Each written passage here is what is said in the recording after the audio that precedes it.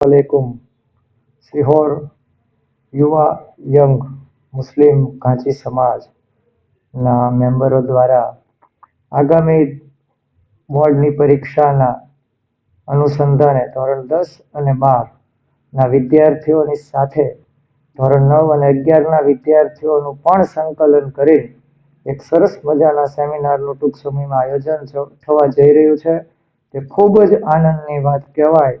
ત્યારે સિહોર શહેરના ઘાંચી સમાજના તમામ બાળકો 9 થી 12માં જે ભણે છે તેમણે આ સેમિનારમાં ફરજિયાત જોડાવવું જ જોઈએ, જેથી કરીને એમને શિક્ષણની અંદર કઈ રીતે આગળ વધવું તેની પણ માહિતી મળે અને 10 અને 12ના વિદ્યાર્થીઓને બોર્ડની પરીક્ષાની ઘણી બધી માહિતીઓ આ સેમિનારમાં આપવાની છે.